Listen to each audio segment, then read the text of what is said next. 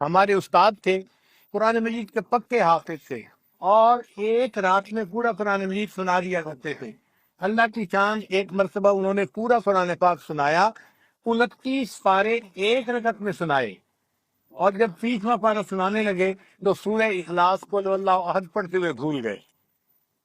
اب جب سلام پھیرا، استاد صاحب کو پسینہ آ رہا ہے، لڑکوں نے پوچھا کہ حضرت پسینہ کیوں آ رہا ہے؟ فرمانے لگے اللہ نے میرے عجب کی مجھے سزا دی۔ جب میں سورۃ قل یا ایھا الکافرون پڑھ رہا تھا تو میرے ذہن میں نماز میں خیال آیا، پیچھے 35 حافظ کھڑے ہیں، کوئی ایک بھی مجھے لقمہ نہیں دے سکا، میرا قرآن اتنا پکا ہے۔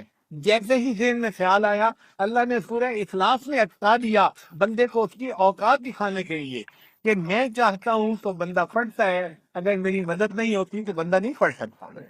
تو حفظ میں بھول جانا، غلطی آ جانا کوئی مشکل نہیں۔ ہمارے نیویارک کے قاری حق صاحب سے بڑے پکے حافظ تھے، ان کی غلطی واقعی نہیں نکلتی تھی، پورا رمضان ان کی ایک غلطی پہ نہیں نکلتی۔ اب ایک مرتبہ سورہ یاسین پڑھتے ہوئے اٹک گئے، اور سورہ یاسین تو عوامی صورت ہے، لوگوں کو بھی یاد ہوتی ہے۔ اب ایک بندہ پیچھے لقمہ نہیں دے رہا، بلکہ پیچھے 10 بندے ان کو لقمہ دے رہے ہیں۔ اب استاد صاحب بعد میں کہنے لگے واقعی اللہ کسی کو دلیل کرنے پہ آتا ہے تو ایسے کرتا ہے، مجھے عوامی صورت میں اٹکا دیا۔